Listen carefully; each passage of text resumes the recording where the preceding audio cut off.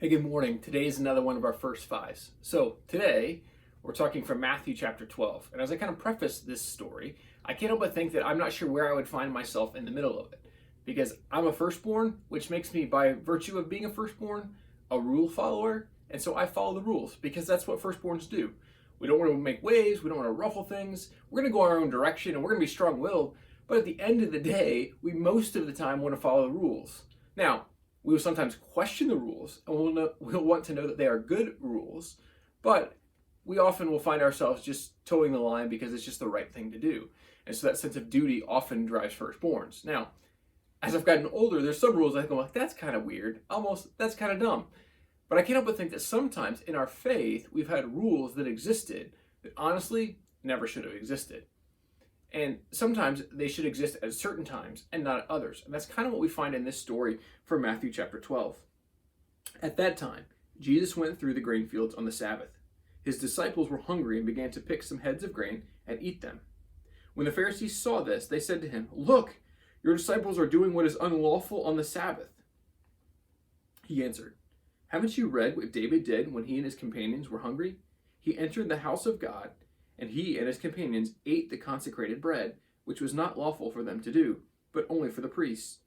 Or haven't you read in the law that on the Sabbath the priests in the temple desecrate the day and yet are innocent?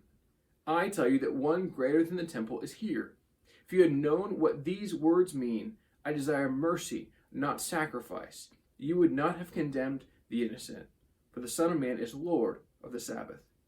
Going on from that place, he went into their synagogue, and a man with a shriveled hand was there. Looking for a reason to accuse Jesus, they asked him, "Is it lawful to heal on the Sabbath?"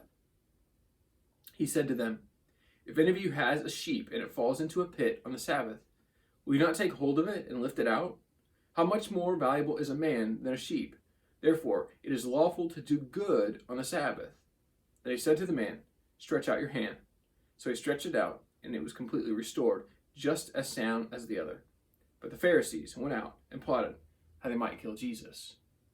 Now, at first glance, you're like, "Oh, those Pharisees? I'd never be one of those people. Can't believe them." Really? Because the truth is, the church historically has been filled with Pharisees. We too often have been just like them. So I'm slow to give them a bad rap all throughout the scriptures. Because honestly, many of them just want to do the right thing. But they got so bent on rules that they missed that sometimes there's not a rule for love. A love does some things differently. So let's just kind of walk through this text. It begins with the disciples, and they just reached out and plucked some heads of grain. They ate. Really not that big a deal. They weren't harvesting. They weren't working. And the scriptures say to honor the Sabbath and keep it holy. What does that mean? Well, God desires for us to rest. That we're not created to work 7 days a week. That we're created for one day, at least, where we just rest. And we do nothing. No work. Well, the truth is, eating is not really work. But the problem for many had become, because they so wanted to honor the idea that they would keep the Sabbath holy, that they began to add to what that looked like. And so where it would make sense to you and I, well, maybe you have to grab some food. That would make some sense.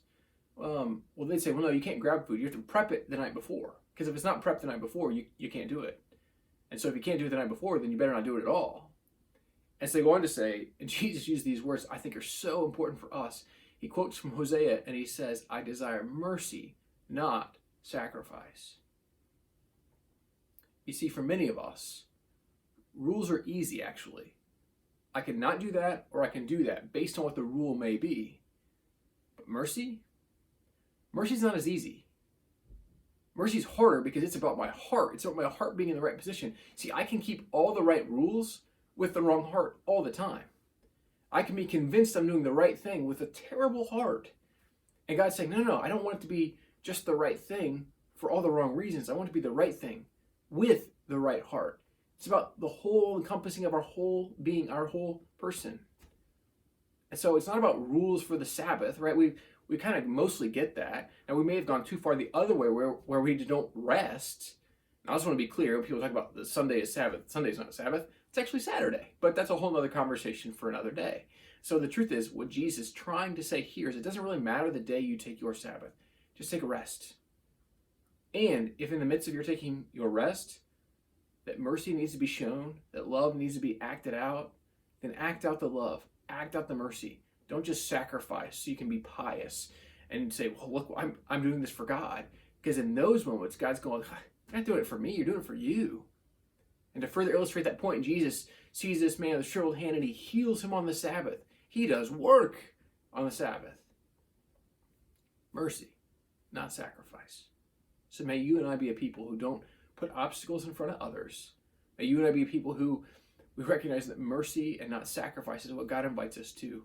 And may we be a people who don't just keep rules for rules' sake. May we be a people who keep certain rules, always recognize that sometimes God's mercy invites us to react differently in a certain situation, which we might not otherwise have acted. And so may our hearts be made soft. May we look and sound and act more and more like Jesus. That's our challenge for today. We'll catch you next time for another First Five.